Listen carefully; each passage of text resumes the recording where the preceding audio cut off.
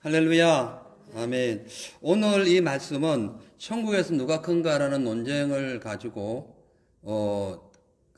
용서하는 그 말씀을 나누면서 겸손해라 그런 메시지를 우리에게 전해주고 있습니다. 1절의 내용 그거예요. 예수님께서 십자가를 지시고 죽었다 부활해야만이 인류를 구원하게 된다라는 그런 말씀을 듣고도 오늘 이 제자들을 보면은 그때에 가서 천국에 가면 누가 더 큽니까? 라고 누가 더 높은 자리를 차지합니까? 라는 그런 경쟁적인 그런 모습을 보여주고 있습니다. 그러니까요, 인간이 추구하는 방향과 하나님이 이루고자 하시는 세상은 달라요. 인간은 뭔가 눈에 보이는 높은 어떠한 것을 추구하지만은 예수님은 당신이 죽으시고 인류를 구원하시는 거기에 초점을 두고 있습니다. 그래서 이전에 그 말씀을 듣고 예수님께서 한 어린아이를 불러다가 저희들 가운데 딱 정중앙에, 제자들 정중앙에 딱 세워놓고 이렇게 말씀해요. 진실로 너희에게 이르노니 너희가 돌이켜 어린아이들과 같이 되지 아니하면 결단코 천국에 들어가지 못하리라. 이 말씀은 참 그 당시에 그 서로 높은 자리를 차지하려고 했던 제자들에게 참 부끄러운 상황이 된 겁니다. 그러니까 이들은 더 큰 자, 더 높은 자를 원했는데 예수님은 가장 어린아이를 중간에 불러다가 너희가 이 어린아이처럼 돼야 된다. 그래야 천국에 가서 높아진다. 이렇게 말씀하고 있는 거죠. 이 아이를 불러다가 이 가운데 세워서 말씀하고 있다는 것은 우리의 심령 중심에, 우리의 삶의 중심에 어린아이와 같은 마음을 가져라는 거예요. 우리 심령 중요하죠. 마음의 중심에 무엇을 갖고 있느냐가 참 중요하죠. 어린아이와 같은 마음을 가져야 천국에서 큰 인물이 된다, 크게 된다. 그러나 어린아이와 같이 되지 아니하면 뭐 천국에서 크고 낮고 간에 못 들어간다, 못 들어간다. 천국에 들어가지 못한다라고 아주 강한 말씀을 하고 계시죠. 자, 그래서 4절에 보니까 누구든지 이 어린아이와 같이 자기를 낮추는 그이가 천국에서 큰다 이렇게 말씀합니다. 이 어린아이의 특징이 뭡니까? 어른들이 시킨 대로 순종하죠. 저롱을 부리라면은 뭐 부립니다. 누가 뭐라 하든 뭐 부끄럽지도 않습니다. 엄마 아버지 앞에서 막 저롱을 부리게 되죠. 어린아이는 어른들이 하는 말은 무조건 믿습니다. 들어요. 아니오가 하지 않죠. 그리고 어린아이들은 어른을 존경합니다. 자기보다 좀 크고 보이고 뭔가 좀 높아 보이면 다 존경하게 되어 있죠. 특히 어린아이는 부모님의 말씀에 절대 순종하죠. 어린아이는. 이제 지금 제자들에게 그 말씀하는 거예요. 어린아이들처럼 절대적 순종, 절대적 겸손, 절대적 어떤 그런 겸손을, 순종을 지금 말씀하고 있어요. 그래야 천국 간다는 거죠. 그러니까 우리가 어린아이와 같은 믿음의 행위를 가져야 됩니다. 신앙 자체가 어려서는 안 됩니다. 제대로 일어나지도 못하고 넘어지고 이래서는 안 되는데 우리 심령에는 삶의 순수성이 어린아이와 같아야 된다. 때가 묻지 말라는 거죠. 요즘 여러분 코로나 있잖아요. 코로나가 어린아이한테는 안 오잖아요. 나이 젊은 애들에게는 코로나 안 옵니다. 나이 많은 사람들에게 오는 거예요. 이것도 어찌 보면은 코로나가 오긴 와도 어린아이들에게는 그냥 비켜가는 게 많아. 그 면역성이 높아. 이거 세상적인 얘기지만 하나의 어떤 증거라고도 볼 수가 있는 거죠. 그죠? 그래서 이 어린아이와 같은 믿음이라는 것은 하나님의 말씀을 무조건 믿고 주님의 말씀을 존경하고 주님의 말씀을 순종하고 주님의 뜻을 따라 살아가는 자, 이런 자들이 이 어린아이다. 조금 크고 이제 머리가 좀 커지고 사춘기 맞이하면 이제 부모 말도 안 듣고 그러게 되는 거죠. 그러니까 신앙의 순수성을 잃어버리지 말라 이 말씀입니다. 그래서 우리 마음속에 교만한 마음이 있다면은 돌이켜야 됩니다. 돌아서야 돼요. 거기에서 돌아서야 됩니다. 그래서 완전히 변화돼야 되는 거예요. 그래서 6절 보면은 누구든지 나를 믿는 자, 이 소자 중 하나를 실족해 하면 차라리 연자맷돌을 목에 달리우고 깊은 바다에 빠뜨리우는 것이 나으니라. 실족해 하는 일이 있음을 인하여 세상에 화가 있도다. 실족해 하는 일이 없을 수는 없으나 실족해 하는 그 사람에게는 화가 있도다. 이렇게 말씀하고 있어요. 예수님께서 천국을 소망하는 이 지금 그 제자들에게 너희도 순종해야 되지만은 너희들로 인해 너 교만해지고자 하는 너로 인해 가지고 다른 사람이 실족하지 않도록 하라는 거예요. 너의 그 교만함, 너의 완강함 이런 것 때문에 다른 사람이 실족하지 않도록 항상 겸손을 유지하자는 거예요. 잘난 척하지 말고 똑똑한 척하지 말고 뭘 아는 것이 많아도 겸손히 뒤에서 아는 듯 모르듯 왼손이 하는 것 오른손이 모르듯 코치는 해줄 수 있지만은 자기를 너무 드러내고 내가 우편에 서고 내가 좌편에 서는 그런 영광된 자리를 주세요라고 하면서 그만한 말은 하지 말라는 그런 뜻이 있어요. 여기 보면은 연자맷돌을 목에 달려가지고 던지게 되는데 던지우게 된다는 것은 자기가 내 달아가지고 자기가 던져지는 것이 아니라 누군가가 내 목에다가 연자맷돌을 달아가지고 던진다는 그런 의미죠. 이 당시 로마에는요 사형법이 두 가지가 있습니다. 대표적인 사형법이 하나는 십자가예요. 십자가형. 또 하나는 연자맷돌형이에요. 큰 죄를 짓거나 아주 흉악한 범죄가 있을 때는 그 십자가에 매달거나 아니면은 연자맷돌에다 목에다 연자맷돌 달아가지고 바다에 빠뜨리는 형벌 두 가지 있었어요. 이 연자맷돌이라는 것은 뭐냐면은 당나귀 한 마리가 그 큰 이렇게 그 돌이 맷돌 얘기하는 그거를 돌려가지고 농작물을 콩 이런 걸 부수뜨릴 수 있는 그런 엄청 큰 거예요. 그러니까 한 몇 톤 정도 가는 거예요. 그게 최소한 1톤은 돼요. 그것을 목에 달아가지고 누군가가 빠뜨리는 거예요. 그러니까 나의 의지와 상관없이 형벌을 받아서 빠뜨려지는 것을 의미하는 거예요. 언제? 교만할 때. 잘난 척할 때. 그걸 지금 예수님이 말씀하고 있는 거예요.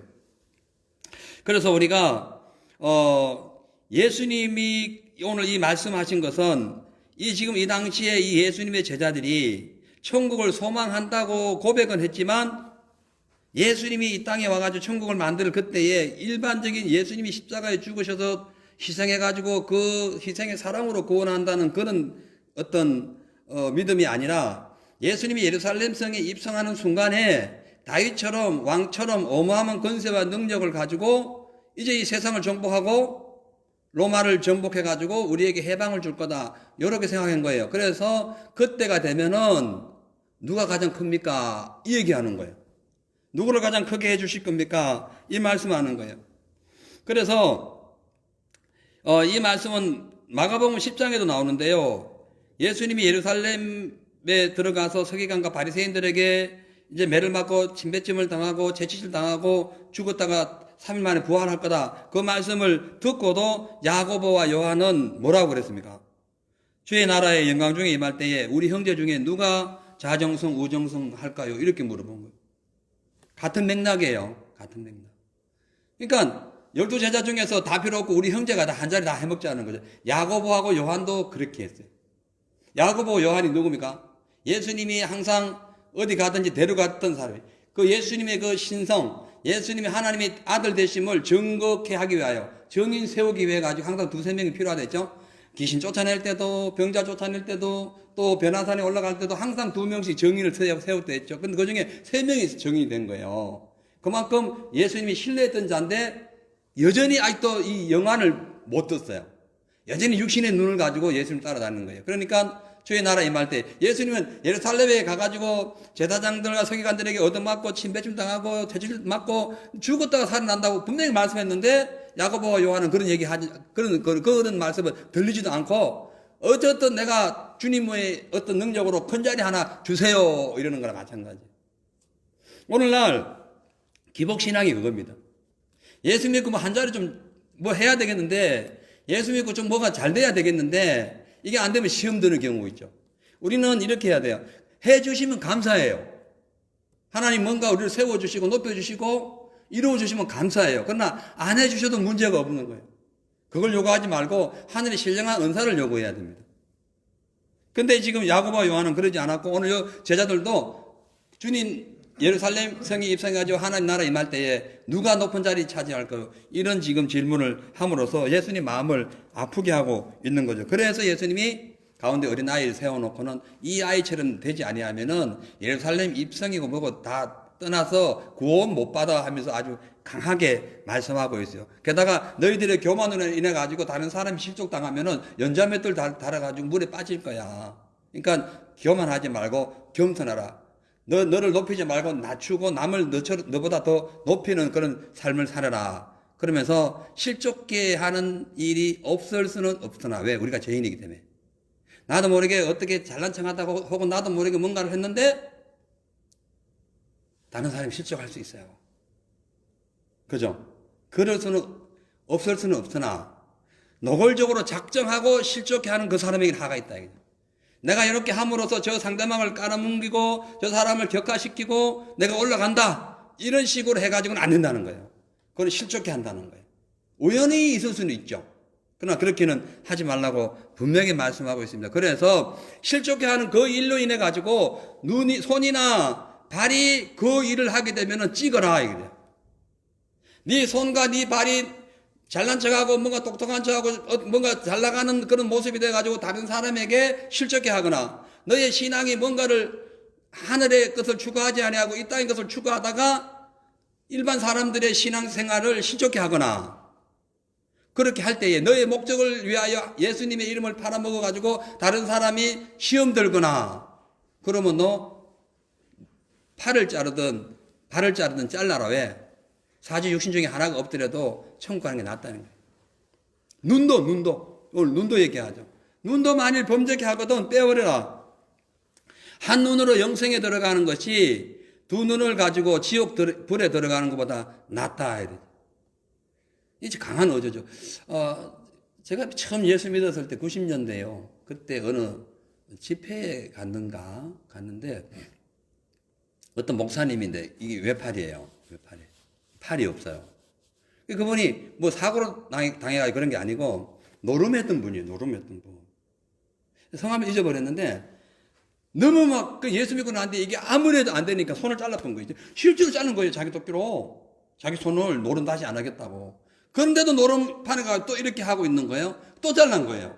그분이 간증이에요. 그러니까 사실인지 아닌지 나는 뭐 증거 확인한 건 없지만 그 간증이니까 사실이겠죠. 그래 안 돼가지고 다 잘라본 거예요. 나중에 여기 끼고 하는 거 여기 끼고 이렇게 노름하는 거 여기다 끼고 그 잘랐다는 거예요. 그래가지고 완전히 팔이 없어요. 왜? 그렇게 해서라도 천국 가야 되겠다는 거예요. 근데 그분이 그 자른 건 너무 좀 가격한 행동인데 아무튼 그 정도의 우리 마음은 있어야 되는 거예요. 그 정도. 내가 안 되면 잘라라. 네 여러분 음란한 영화 보고 음란한 게임하고 막 음란한 거 막 이런 거 막 많잖아요. 여기 보면은 그거 보면 눈 뽑아. 예? 너 지옥 간다. 눈 뽑아가지고 너 네 한눈으로 천국 가는 게 나아. 그 얘기예요. 예. 소경이요. 오히려 죄를 안 짓습니다. 안 보이니까. 예? 오히려 불구자가 죄를 안 줘요. 죄 지을 수 있는 여건이 안 돼. 자기 신체적 구조가. 예? 그 입술로도 죄를 지으면 안 되고 행동으로 죄를 지으면 안 되는데 교만한 마음으로도 죄를 지으면 안 된다. 그렇게 오늘 지금 말씀하고 있어요. 이 어린아이처럼 순수하라. 그렇게 말씀하고 있어요. 왜냐하면은 10절에 3과 2 소자 중에 하나도 없인 여기지 말라 너희에게 말하노니 저희 천사들이 하늘에 계신 내 아버지의 얼굴을 항상 뵙느니라. 아멘. 할렐루야. 하늘에 계신 그 하나님께 각자의 천사가 그 얼굴을 뵙는다는 것은 그 모든 천사가 그때 우리 각각 개인에게 천사가 있어. 욥기서 33장 23절에 보면은 각 사람에게 일천 천사 중 한 천사가 붙어 다녀요. 그래서 우리의 신앙을 증거한다 했거든요. 그렇기 때문에 여러분 각 개인에 한 천사가 붙어 있다니까요. 그 모든 천사는 구원 얻는 후손을 도우라고 보낸 그 수호천사예요. 말하자면 그 천사가 소자를 실족시키면 노골적으로 딱 작정하고 어떠한 사람을 실족시키면 그 천사가 주님께 보고한다는 거예요. 어떻게 되겠어요? 천사의 능력 우리 전에 한번 배웠잖아요. 예? 어떻게 되겠어요? 그래서 실족시키는 일을 하지 말라는 거예요. 자, 그러면서 이제 그 연약한 자에 대해서 또 말씀하고 있어요. 그 12절부터 14절이에요. 너희 생각에는 어떠하냐? 어떻겠냐? 우리에게 생각을 여쭤보는 거죠. 만일 어떤 사람이 100마리가 있는데 양이 100마리 있는데 그 중에 하나가 길을 잃었으면 이 길 잃은 게 이제 연약한 거예요. 그 99마리를 산에 두고 가서 길 잃은 양을 찾지 않겠느냐? 건강한 양 중요하죠. 그러나 길 잃은 양에 대해 관심을 가지라는 거예요. 연약한 믿음 있는 사람들 함부로 대하지 마시고 관심을 가지라는 거예요. 가정에서도 마찬가지고 직장 생활에서도 교회에서도 마찬가지입니다. 신앙이 연약하잖아요. 어떤 사람 찬양을 많이 부르는데 그 입 뚝뚝 다물고 찬양을 아예 안 부르고 꾸적 막 묵묵하게 있어요. 근데 예배는 잘 나와. 무시하지 말라는 거예요. 그 얼마나 마음의 상처를 받았거나 뭘 아직도 모르면 그래 입 다물고 있겠냐는 거야. 그죠? 방언 못한다고 무시하지 말라는 거예요. 방언이 뭐 대수돼? 사람이 돼야지. 마음속에 중심이 어린아이 같이 돼야지. 방언이 무슨, 우리 다 방언하지. 뭐 못하는 우리 분들도 좀 있어요. 그러나 대부분 하잖아요. 그건 뭐 중요한 거예요? 중요하지. 그러나 마음의 중심이 더 중요하다니까. 방언은 실컷 하는데 술이나 먹고 다니고 뭐 욕을 하고 뭐 나 성령을 받았는데 하면서 막 엉뚱한 거짓말을 하는 그 무슨 소용이 있어요? 그 사람 때문에 다른 사람이 실족하면 연자맷돌 달아가지고 던져본다는데 예수님이. 예? 수동태예요. 수동태. 다른 사람에게 왜 가지고 잡혀가지고 떨어뜨린다는 얘기예요. 말이 안 되죠. 자, 그래서 건강한 양 99마리, 99마리 중요하다. 그러나 길 잃어버린 한 마리 양, 그 산에서 길을 잃어버린 그 한 마리 양, 그 어둠 속에 떨고 있는 한 마리 양, 비가 올 때 비 맞으면서 어디를 내가 가야 내가 살 수 있을까 막 전전긍긍하면서 영적으로 목말라 있는 그 한 마리 그 길 잃어버린 양, 어린 양, 이 양을 건져내는 것이 하나님이 더 기뻐한다는 거예요. 그런데 믿는다고 하는 사람들이, 목사, 장로, 집사, 신앙생활 오래 한 사람들이 갓 나온 초신자를 시조시키면 되겠냐는 거예요. 그래서 우리가 신앙생활 오래 하면 할수록 말 조심하고 행동 조심하고 말 한마디 더 하기 전에 한 번 더 생각하고 내 이 말 했다가 저 사람 실종하다 싶으면 아예 말하지 말고 예? 왜? 실족하게 하면 안 되니까 그 말씀하는 거예요. 그러면서 이제 얘기하니까 베드로가 이제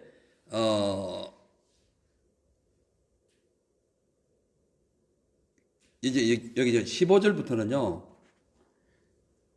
이제 누가 죄를 범했을 때, 우리 교인 중에, 우리 또 교회 다니는 분들 중에 죄를 범했을 때에, 처음에는 혼자 가서 당신 죄를 지었으니까 조심하세요. 이렇게 이건 죄진 것 같아. 이거는 문제가 있는 거예요 하면서 실족시키지 않도록 건면하라는 거예요. 그런데 말을 안 들어요. 그러면은 한두 사람 더 데리고 가서 얘기를 해요. 근데 또 말 안 들어요. 그러면 아예 이방인처럼 대하라는 거예요. 그거 말씀하는 거예요. 막 죄를 지었다고 이 사람 죄 지었다고 바로 그냥 교회에다 막 동네방네 온천을 다니면서 떠벌리지 말고 1대1로 가서 한번 부탁해보고 그 사람이 이제 회개하고 돌아오면은 이런 양 찾은 거죠. 근데 안 되면은 교회 여러 사람들을 데리고 가서 얘기해보고 안 되면 교회에다 얘기해서 교회에서 얘기하는 거예요. 그래서 그 사람이 죄를 짓지 않도록 왜 죄 지면은 죄 값이 어떠냐 하면은 연자맷돌을 목에 달아가지고 던질 정도로 죄가 많은 거예요. 우리 죄가 그 정도로 무거운 게 죄예요. 그렇기 때문에 죄 짓고 지옥 가면 안 되기 때문에 그 구원하라는 거예요. 자, 그러면서 17절 18절은 교회의 그 법에 대해서 교회의 권세에 대해서 얘기하는 거예요.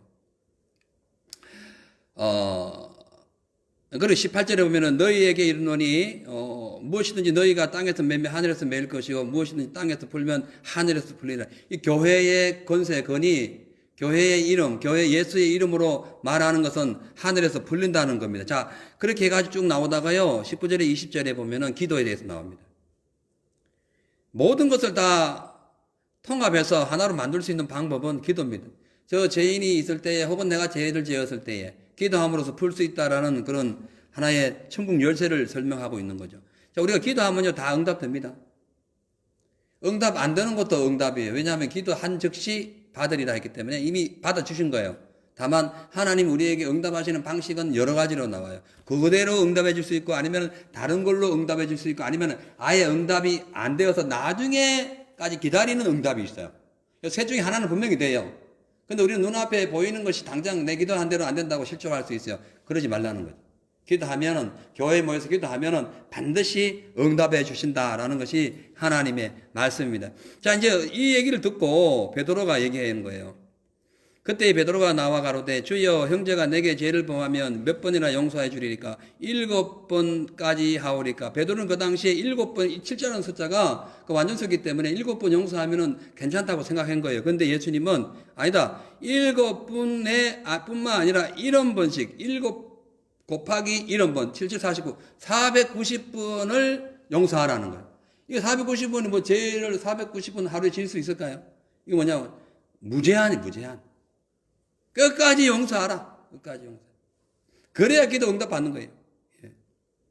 자, 그러면서 왜 용서해야 될 것인가? 그 23절부터 오늘 읽었던 마지막 35절까지가 우리가 용서해야 될 품목에 대해서 말씀합니다. 용서할 수밖에 없는 상황을 지금 말씀하고 있는 거예요. 그죠?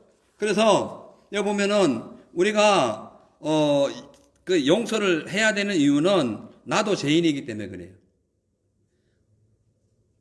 어찌 보면은 내가 그 사람 한 사람의 죄를 발견했는데 어찌 보면은 나는 하나님 보시기에 그 사람보다 더 죄를 더 많이 지을 수 있기 때문에 용서해야 돼요. 그죠? 그리고 그 사람과 나 모두가 죄인이기 때문에 똑같아. 달아봐야 똑같은 죄인이야. 그래서 용서해야 돼요. 누가 누구를 용서 못 한다는 거예요. 똑같은 죄인인데. 말이 안 되는 거죠. 근데 사람이요. 이게 아까 1절부터 봤습니다만은 하나님이 그 천국 가서 누가 크니까 이런 마음이 있으면 용서가 안 돼요. 내가 큰데, 내가 그래도 네보다 나은데, 내 위치가 어떤데 네가 감히 이렇게 되면 용서가 안 되는 거예요. 그죠? 쉽지가 않습니다.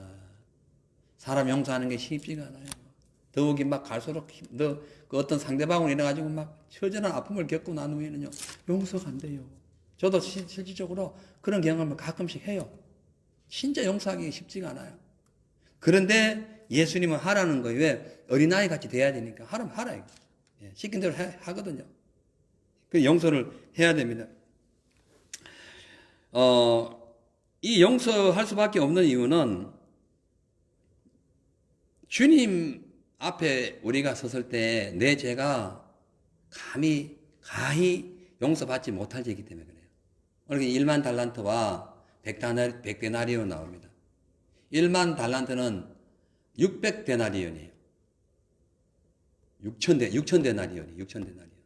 1만 달란트는 6천만 데나리온이에요.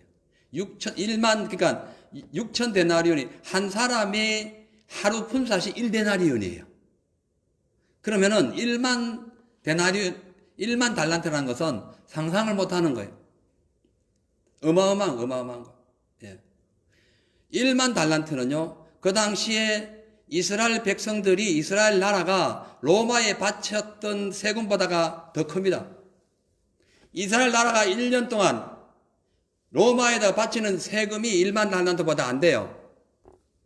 예? 그러니 얼마나 크겠냐고요. 도저히 갚을 수 없는 그런 거예요. 근데 그것이 바로 예수님이 우리를 위해서 갚으신 거라는 거예요. 예수님이 1만 달란트로 우리 죄값을 갚아주신 거예요. 근데 우리가 100달란트를 못 갚는다? 이 말이 안 되죠. 그래서 용서하지 못한 자는 다시 그 죄값을 치르게 된다는 것이 오늘 이 말씀이에요. 그래서 35절에 결론적으로 너희가 각각 중심으로 형제를 용서하지 아니하면 내 천부께서도 너희에게 이와 같이 하시리라. 여러분, 예수 우리가 오늘 왜 왔습니까? 기도하러 왔죠. 주여 뭔가를 달라고 기도하러 왔습니다. 뭐 이걸 달라 하든 저걸 영적인 걸 구하든 육신적인 걸 구하든 달라고 온 거잖아요. 기도하는 거잖아요. 우리 40일 작전기도 왜 합니까? 달라고 하는 거죠. 국경 열리게 해달라는 것이고, 또 여러분들의 또 막힌 문제 해결해 달라는 것이고, 또 영적인 것도 구하는 것이고 달라는 거잖아요. 근데 예수님 말씀은 지금 그거예요. 각각 중심에 용서를 해야 되고 교만을 버리고 겸손해야 된다. 그리고 남 실족해 하거든 눈 뽑아서라도 마음을 옳게 가져라. 이 얘기예요. 그래서 우리가 구하는 거 다 중요합니다. 그래서 구하는 거 다 주신다 했어요. 2-3명 구하면은 더 주신다 했어요. 그래 베드로가 옥에 갇혔을 때 교회가 기도하니까 풀려나잖아요. 예? 다 주셔요. 모세 기도했을 때 40년 동안 끌고 가잖아요. 자, 기도 응답해 준다는 거예요. 그러나 우리 개인적으로 내가 천국 가기 위해서는 오늘 말씀대로 겸손해야 된다. 겸손해야 돼. 그리고 용서해야 되고. 그죠? 이것이 우리에게 절대적으로 선행돼야 되고. 죄 짓는 것이 눈앞에 보이면 눈을 뽑아서라도 죄 짓지 말고 손과 발을 찍어서라도 죄 짓지 말고 주님 보시기에 선하고 아름다운 삶을 살아야 기도도 응답받고 주님 원하시는 그 제자도의 길을 걸어갈 수가 있다는 거예요. 오늘 여러분들 이 시간 기도할 때에 회개합시다. 저도 회개하고 여러분도 회개하고 혹 용서하지 못한 자가 있다면 혹 내가 말 한마디 잘못해가지고 실족한 자가 있다면 신앙이 어린데도 불구하고 내 신앙 잣대로 마구다지로 그냥 막 함부로 평가하고 판단하고 정죄했다면 전부 다 주님 보시기에 선하지 못해요. 맞죠? 아니, 아멘, 아멘. 예. 맞잖아요. 이것부터 우리가 회개하고 주님께 간절히 우리의 간구하는 것을 기도해서 응답받는 그런 귀한 저녁 시간 되시길 바랍니다. 오늘은 며칠째예요, 작정기도? 오늘 며칠이에요? 우리 오늘 23회째예요. 이제 앞으로 이제 17회가 남았는데 계속해서 이 마태복음 강해를 통해서 우리가 은혜 받고 기도하도록 하겠습니다. 자, 우리 찬양 부르시고 합심해서 기도합니다.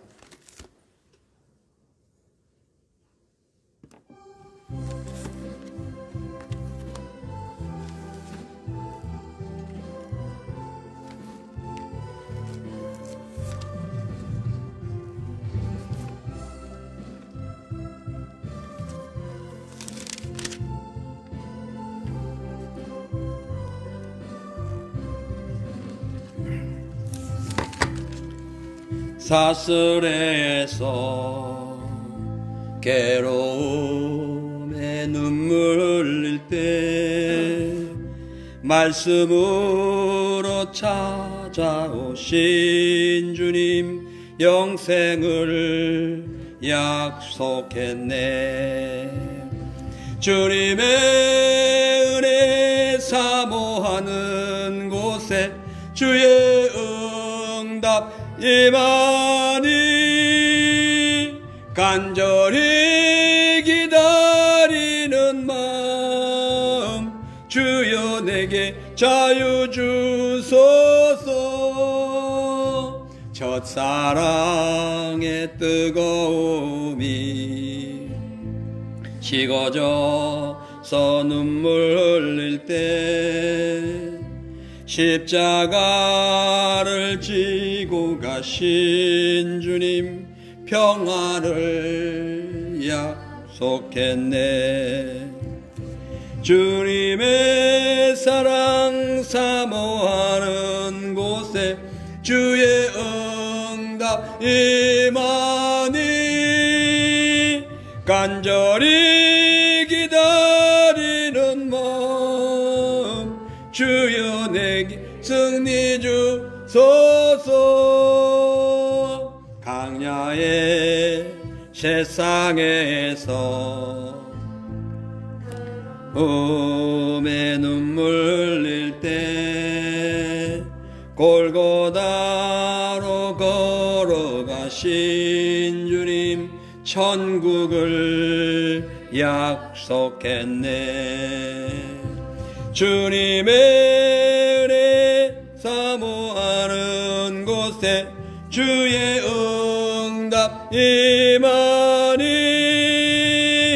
간절히 기다리는 마음 주여 어서 오시옵소서. 우리 주여 삼창하시고 기도하겠습니다. 불 꺼주실까요? 주여 주여 주여.